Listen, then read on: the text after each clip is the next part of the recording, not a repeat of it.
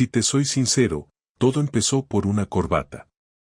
Sí, una jodida corbata que no era mía. Apareció colgada detrás de la puerta del dormitorio una mañana cualquiera de martes, como si llevara ahí años, como si fuera parte del mobiliario. Pero no lo era. Y ese detalle tan tonto fue el primer golpe en el estómago. Yo no uso corbata para trabajar.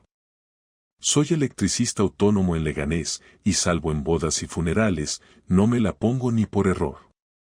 Pero esa no solo era una corbata, era una de marca.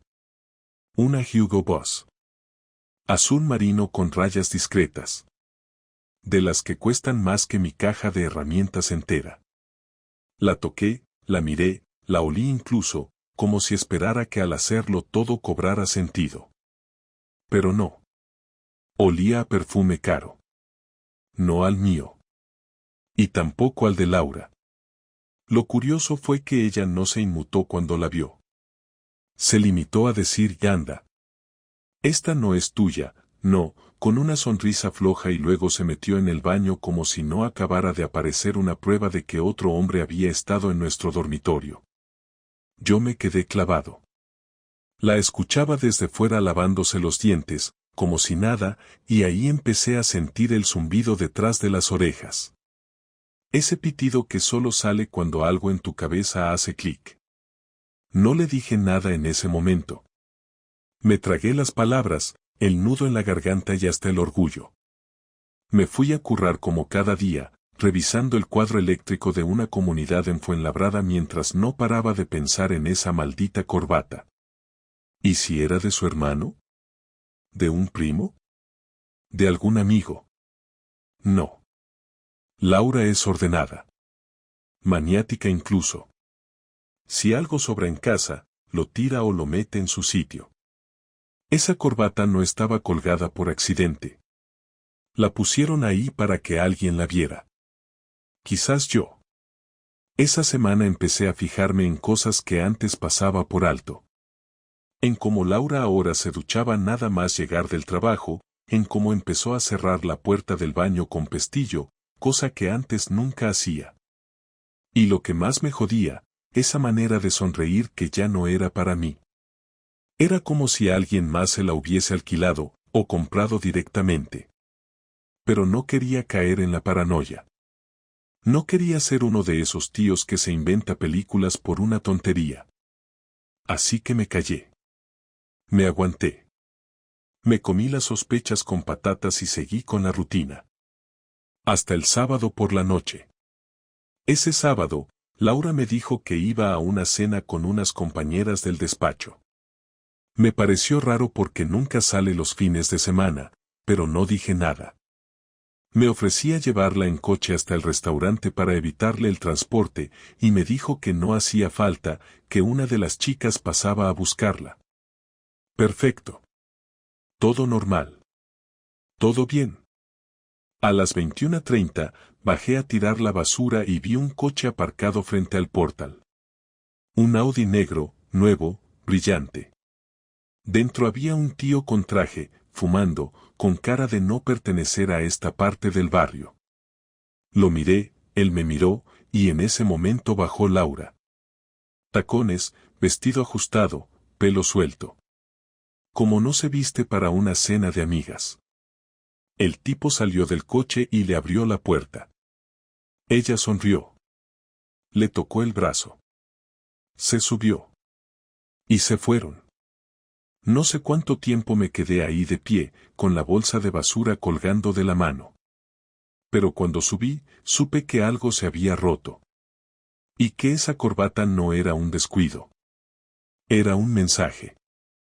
No dormí esa noche. Me tumbé en el sofá con la tele encendida pero sin sonido, solo para tener algo de luz en la sala, mientras repasaba cada detalle de lo que había visto unas horas antes. Ella subiendo al coche de un tipo al que no conocía, vestida de forma que no usaba ni en nuestras cenas de aniversario, con esa sonrisa que solía ser mía y ahora era de otro. No podía sacarme esa imagen de la cabeza, pero tampoco me permitía reaccionar de forma impulsiva, porque en el fondo necesitaba estar seguro. No me bastaba con una sospecha o una escena aislada. Necesitaba pruebas claras, algo que fuera irrefutable, algo que me permitiera mirarla a la cara sin titubear, sin dejar lugar a que me dijera que estaba paranoico o que malinterpreté todo. Durante esas horas en el sofá no hubo lágrimas ni golpes de rabia, solo una sensación constante de presión en el pecho, como si cada respiración costara el doble.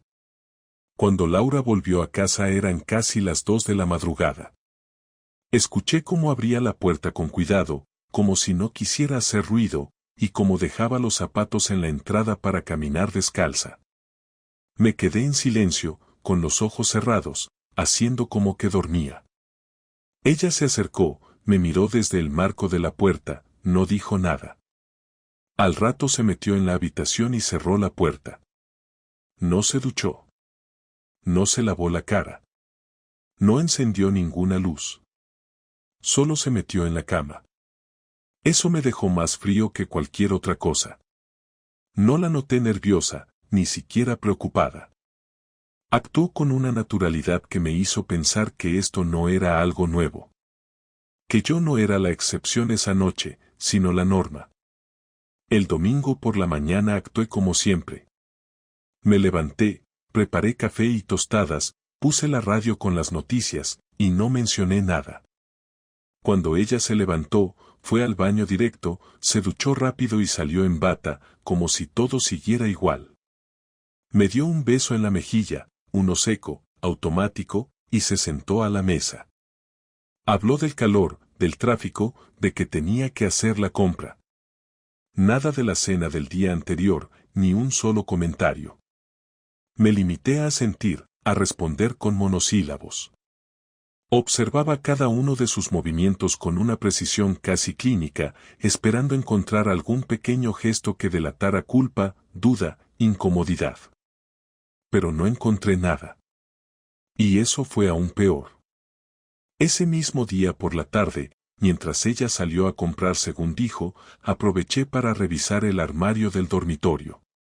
Buscaba algo que encajara con la escena del sábado, alguna prenda que no hubiera visto antes, algo que me diera una pista de lo que estaba pasando. Me encontré con una bolsa de una tienda de ropa de lujo, una de esas donde ni siquiera entro porque los precios son ofensivos.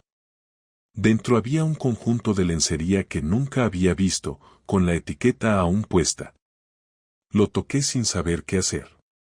No era un regalo para mí, eso lo sabía.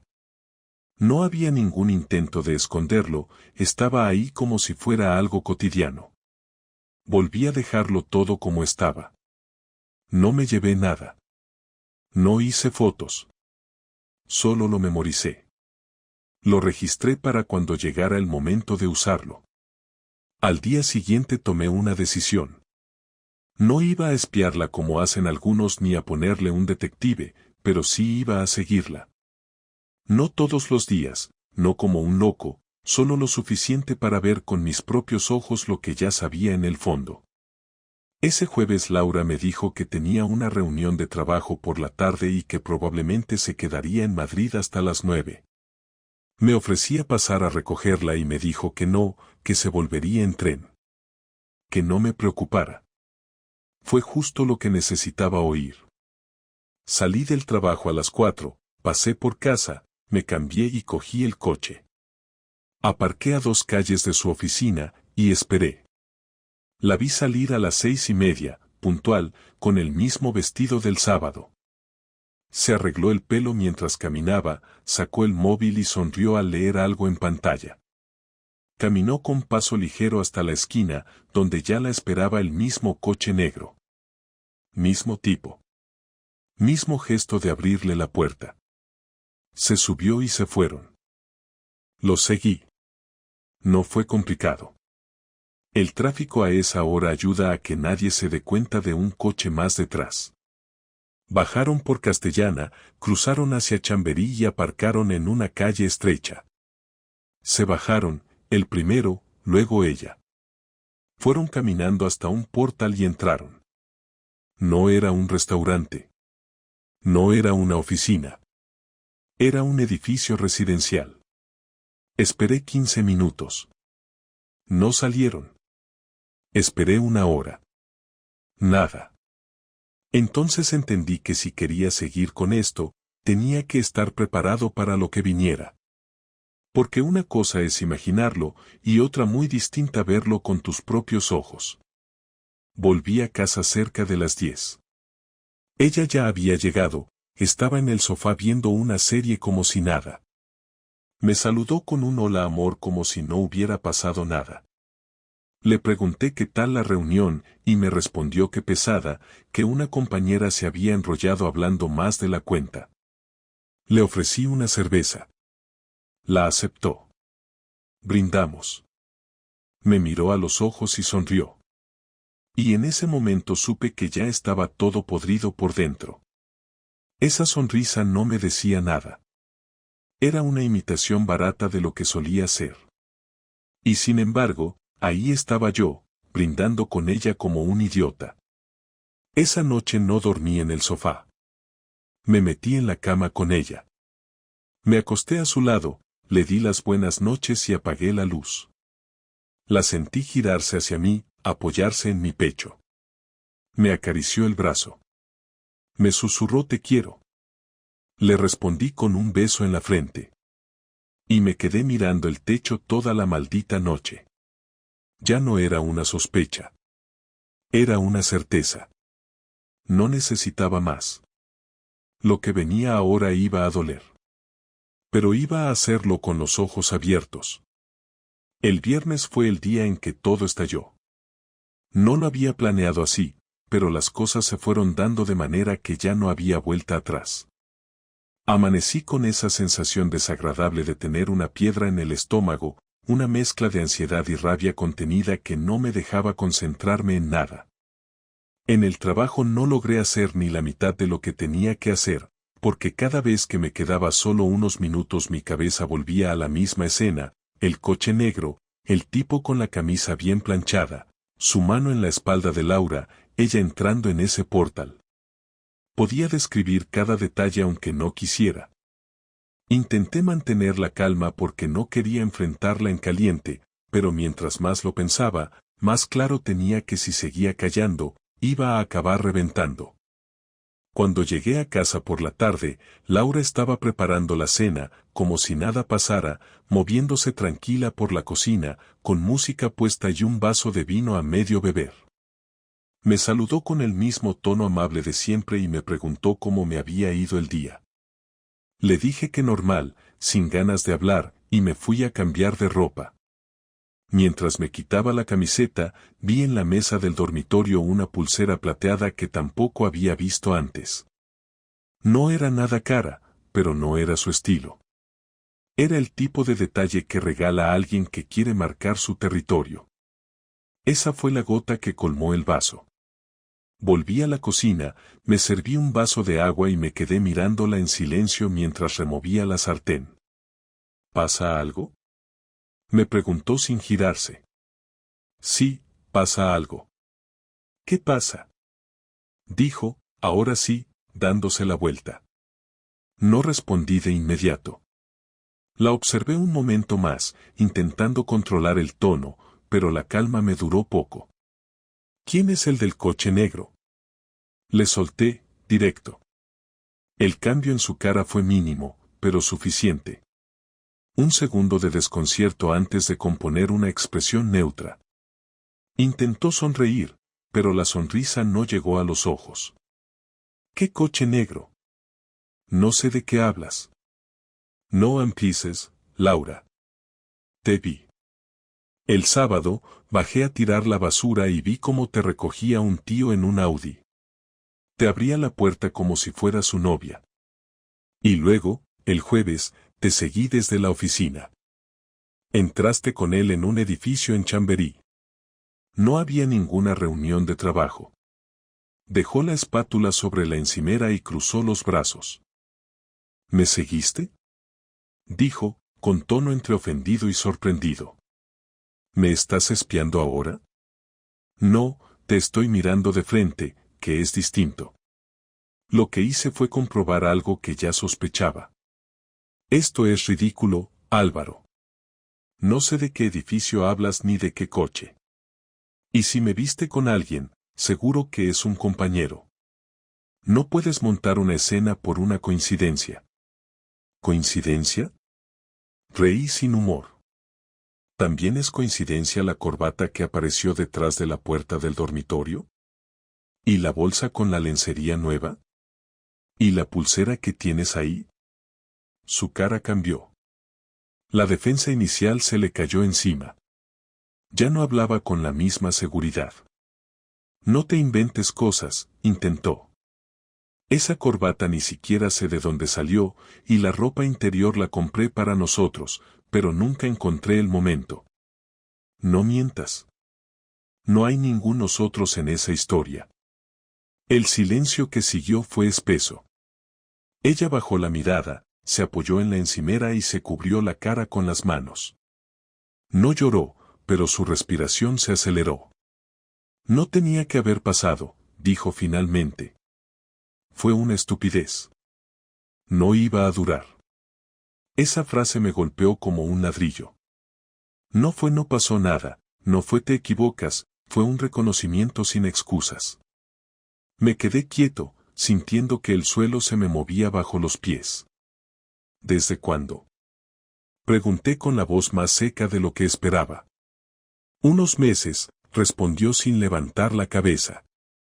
No sé, 5 o 6. Empezó con tonterías del trabajo, bromas, cafés. Ya sabes cómo es eso. No, no lo sé, le corté. Ilústrame, porque al parecer soy idiota. No empecé buscándolo, te lo juro. Fue algo que se fue dando, una especie de escapatoria. Tú y yo llevábamos tiempos raros, y me sentía vacía. Con él fue diferente, me hacía sentir viva otra vez. Ah, claro, la excusa clásica, te hacía sentir viva. ¿Y yo qué era, un mueble? No digas eso. Yo te he querido, te quiero, pero, se detuvo un momento, pero las cosas cambiaron. Las cosas cambian, sí, pero no se solucionan abriendo las piernas a otro. Esa frase la cortó. La miré fijamente y por primera vez en mucho tiempo vi algo de miedo en sus ojos, no físico, sino ese miedo que siente alguien al verse acorralado por la verdad. No me hables así, dijo con la voz temblorosa. No tienes derecho a humillarme. No te estoy humillando, te estás humillando tú sola. No lo entiendes, continuó. Yo no quería que se convirtiera en lo que fue. Todo empezó por culpa de la rutina, del silencio entre nosotros. Me sentía invisible.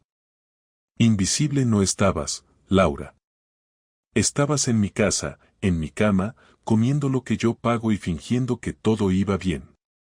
No te confundas, no eras invisible, eras una actriz. Se quedó callada. Intentó decir algo más, pero no le salieron las palabras. Caminó hasta la mesa y se sentó. Yo me quedé de pie, sin saber si tenía que seguir hablando o marcharme. Dime al menos quién es, pedí al cabo de unos segundos. No tiene sentido decirlo. Claro que lo tiene. Quiero saber con quién compartes el tiempo que me robas. Es un cliente del despacho, dijo finalmente. Se llama Sergio. No va a significar nada dentro de poco, lo he terminado todo con él. ¿Y esperas que te crea? No me interesa si me crees o no. Solo quiero que no conviertas esto en una guerra. No quiero arruinarnos la vida por un error. Ya la has arruinado tú, respondí. Ella se levantó, vino hacia mí y me agarró del brazo. No hagas algo de lo que te arrepientas, por favor. No lo digas a nadie. Déjame arreglarlo. ¿Arreglarlo? Repetí, apartando su mano. No se arregla algo que está podrido, Laura. Durante unos segundos ninguno habló. Ella parecía al borde del colapso, respirando rápido, mientras yo trataba de mantenerme en pie. Sentí una mezcla de rabia y compasión, una contradicción insoportable. La amaba, y al mismo tiempo no podía soportar ni su voz. Vas a decirme la verdad entera, le exigí. Quiero saber dónde, cuándo, cómo. No me ahorres detalles. No quiero hacerlo más cruel, dijo. No tiene sentido. Tiene sentido porque lo necesito. Nos veíamos en un piso que alquila él para trabajar, o eso decía. Empezó una tarde que me invitó a tomar algo, y de ahí, ya sabes el resto. No era cada semana. No era algo constante. Pero sí pasó varias veces. Sentí un calor subirme al cuello, una ira contenida que me costó dominar. ¿Y cuándo pensabas decírmelo? Nunca, contestó. No quería perderte. Esa respuesta me pareció grotesca. Me di media vuelta, fui al salón y abrí la ventana solo para poder respirar aire fresco. Ella me siguió, pero se detuvo en el marco. No sé qué quieres que haga, dijo con un tono derrotado. Nada. Ya lo has hecho todo. Me quedé mirando la calle, con las luces de los coches reflejándose en los cristales del edificio de enfrente. Ella no se movió. Después de unos minutos, fue a recoger sus cosas al dormitorio y se encerró.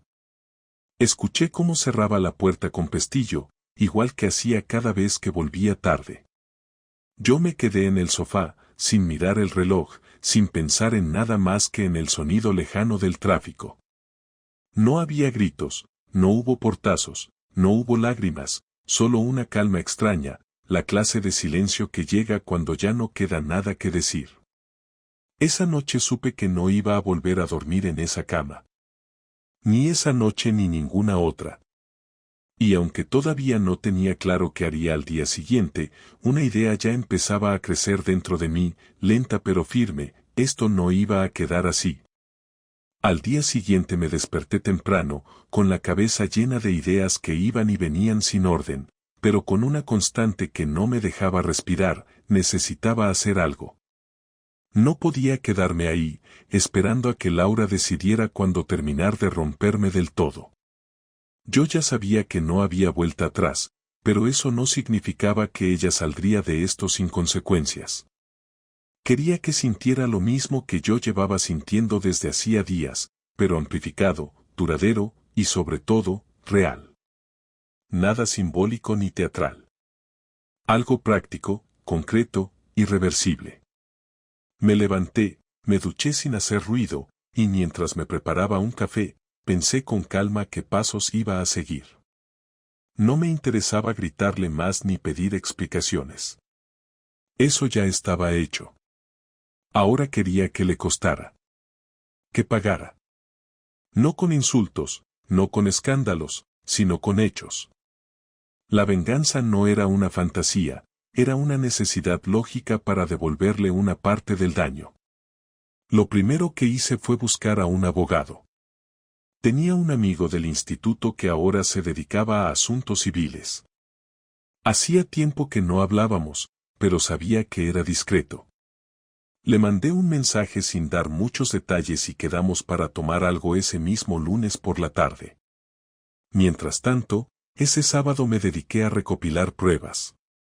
No necesitaba muchas porque Laura ya lo había admitido, pero aún así fui por lo básico, facturas de compras que no eran para mí, tickets de Uber con direcciones que no conocía, algún correo impreso que me dio pistas sobre las reuniones inventadas y una foto que encontré en su ordenador donde salía ella con él, en un bar, bastante juntos. Ella seguramente la olvidó en una carpeta sin cifrar, porque era de esas personas que se creen más cuidadosas de lo que realmente son. Guardé todo en una carpeta física y otra digital, y comencé a planear el siguiente paso. Ese domingo, Laura intentó hacer como si la conversación del viernes no hubiera pasado. Preparó la comida, puso la mesa y se comportó con una amabilidad forzada que daba pena verla. Me hablaba como si fuéramos dos desconocidos intentando ser amigos por obligación y evitaba cualquier referencia a lo que había confesado. Yo no le dije nada tampoco. No la ignoré, pero la traté como a alguien que no me importaba.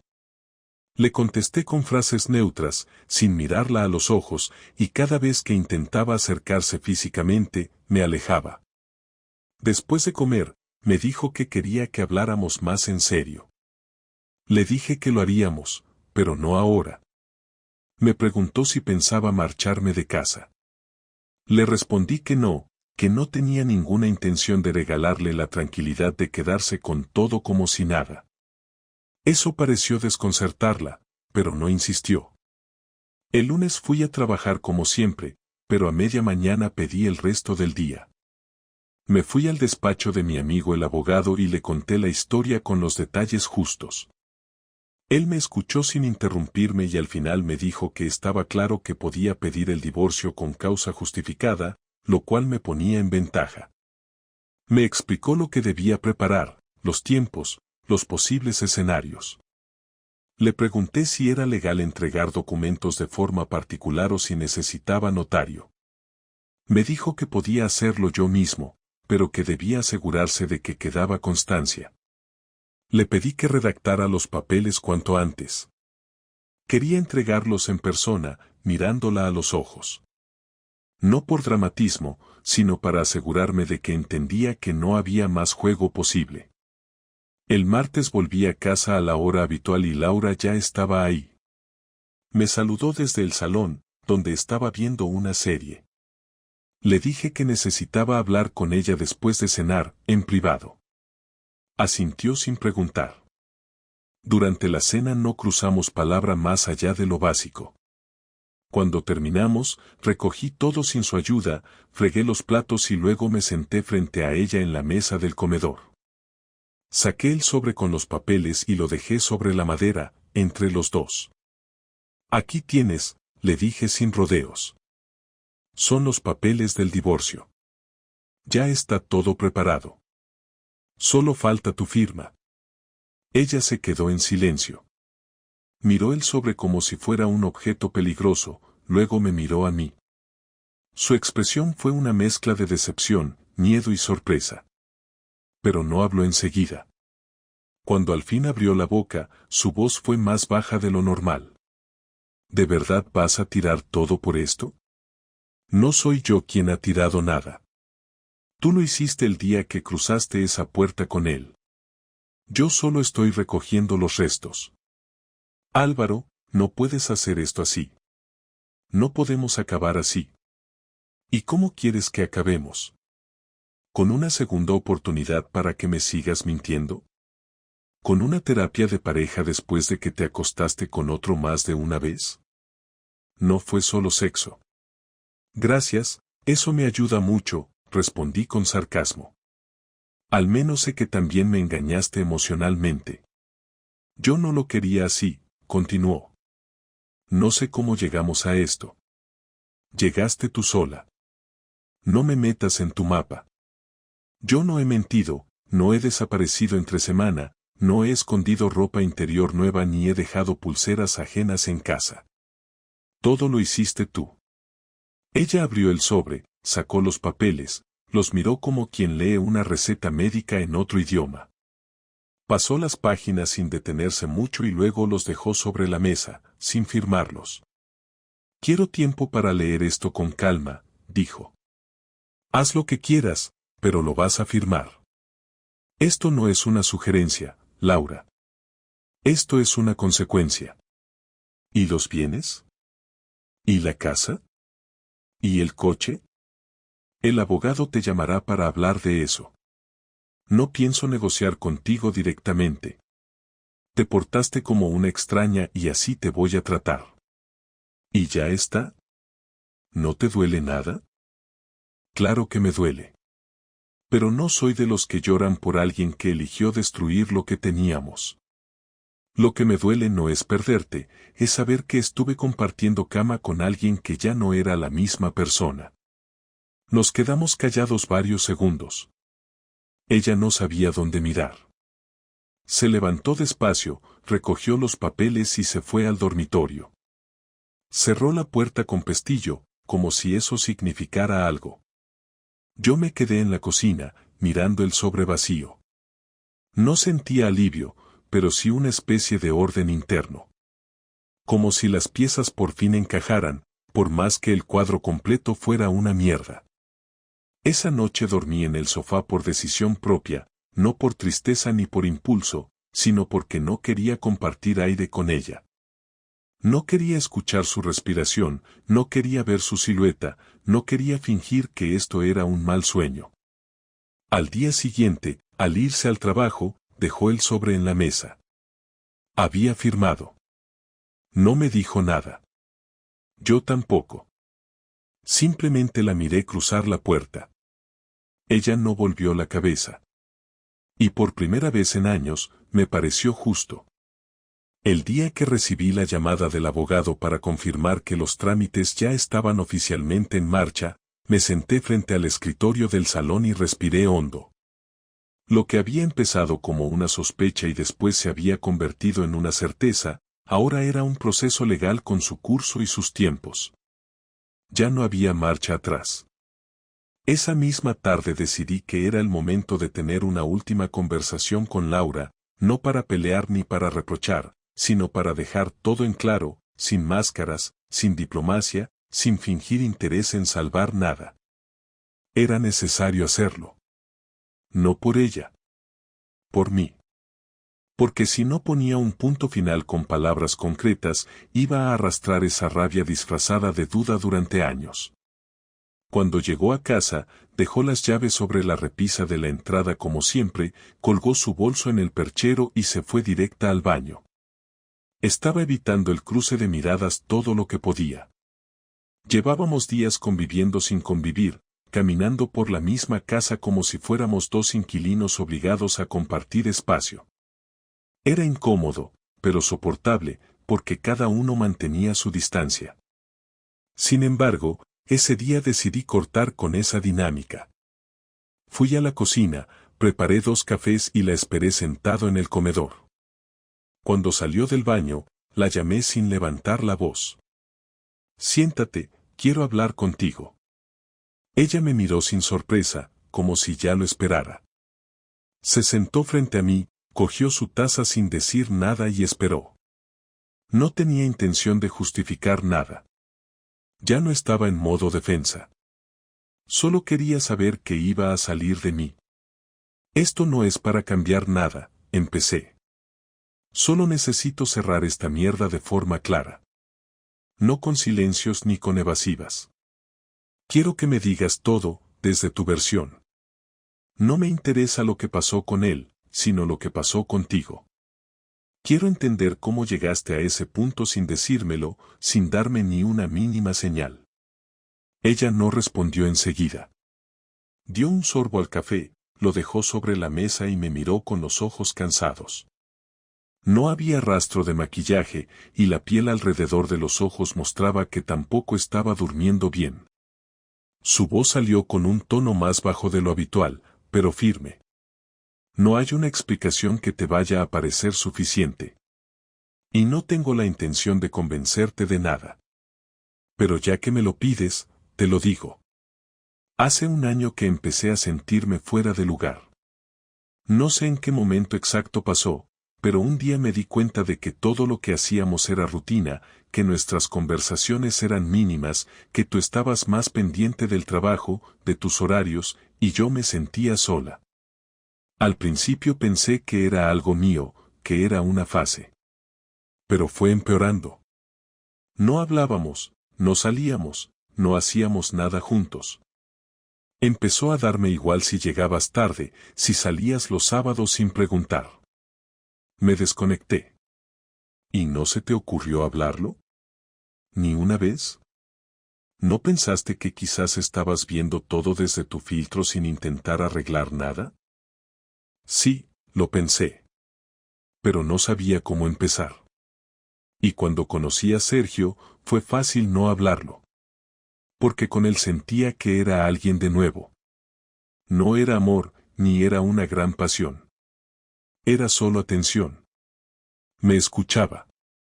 Me miraba diferente. Y por un momento me sentí menos invisible.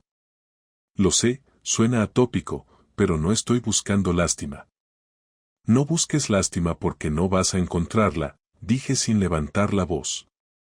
Yo también estuve cansado, también vi cómo nos apagábamos. Pero no se me pasó por la cabeza salir a buscar otra persona. Si lo nuestro se estaba apagando, lo lógico era hablarlo, no traicionarlo. Lo tuyo no fue una escapatoria emocional, fue una traición con planificación. Mentiste, cubriste, ocultaste, todo con la frialdad de quien sabe perfectamente lo que hace. Lo sé, admitió. No lo niego. No voy a defender lo indefendible.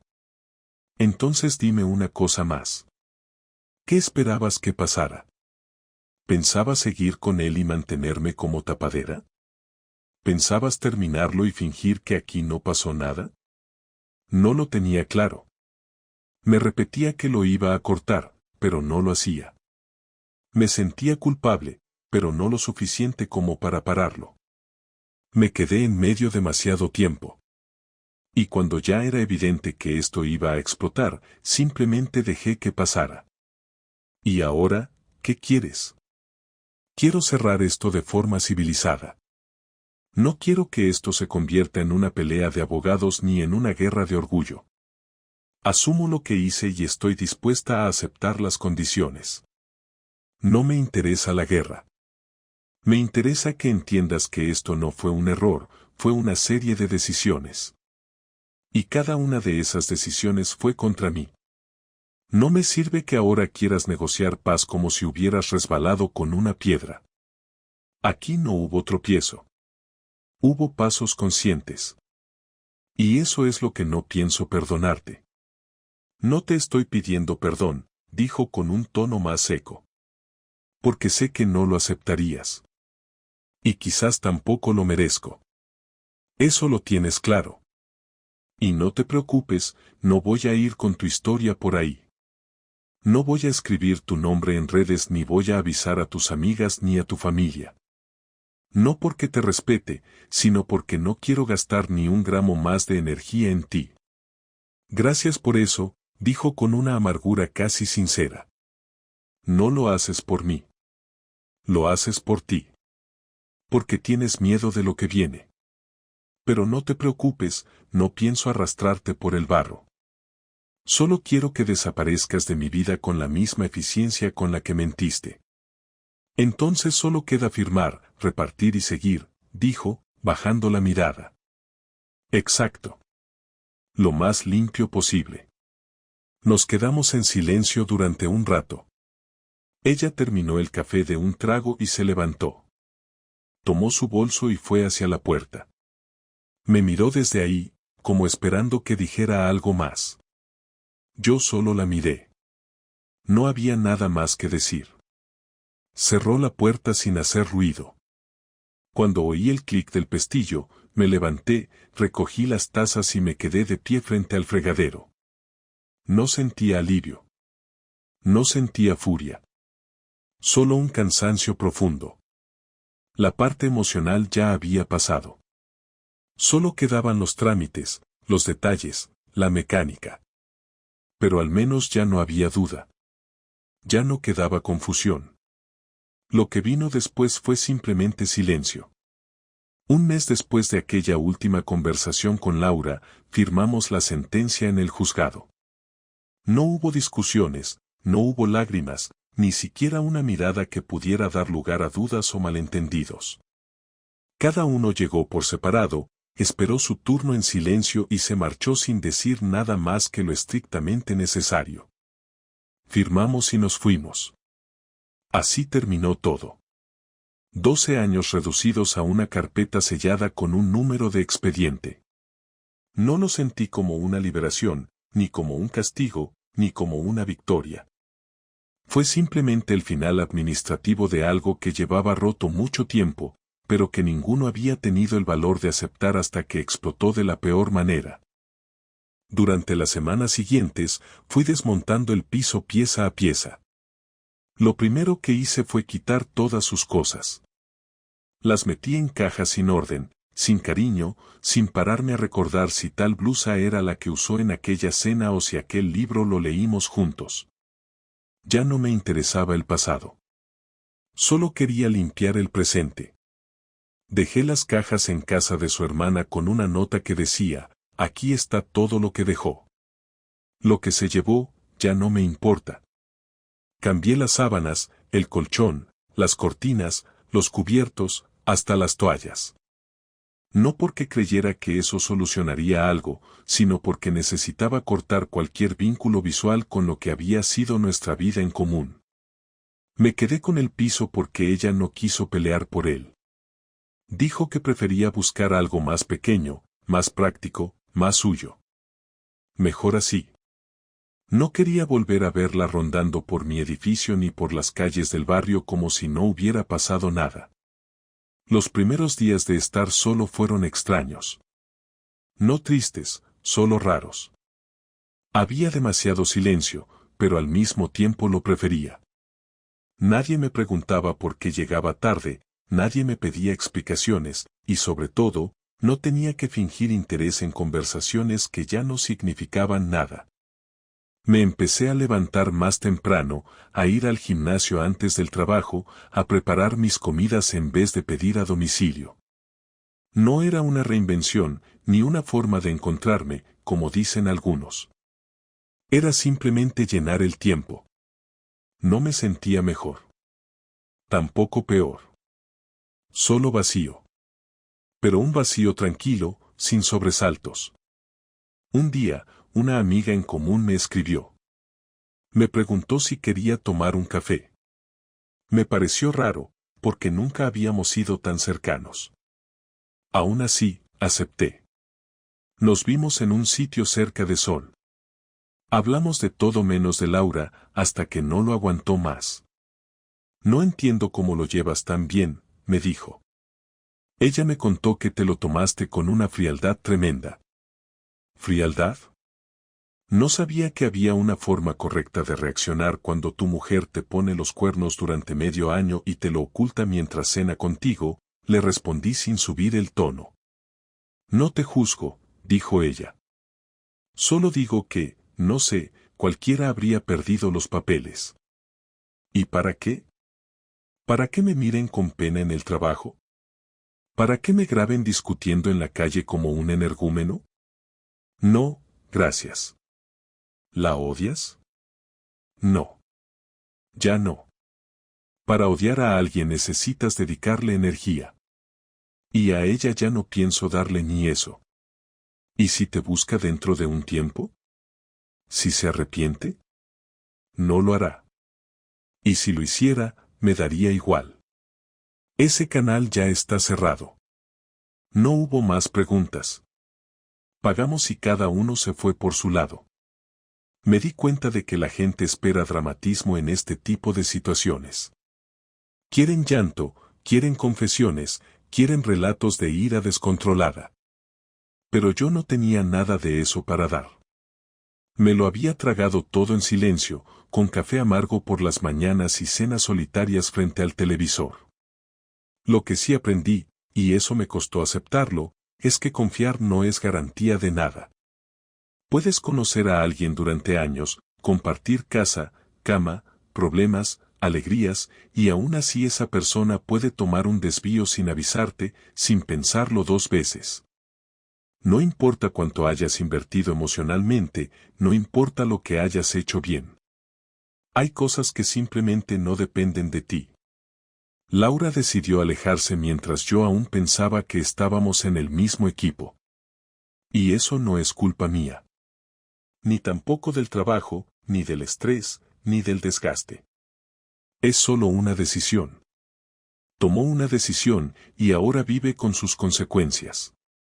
Yo también. La diferencia es que yo no arrastré a nadie conmigo. Con el tiempo, empecé a salir más. Me reuní con amigos que había dejado de ver, volví a hacer rutas en moto los fines de semana, incluso me apunté a un curso de cocina. No para conocer a nadie, no para distraerme del dolor, sino porque tenía tiempo y ganas de ocuparlo con algo que no tuviera que ver con ella. Hubo días buenos y días en los que me preguntaba si todo esto había valido la pena. Pero cada vez que me venía esa duda, recordaba su cara cuando intentó mentirme con la voz temblorosa.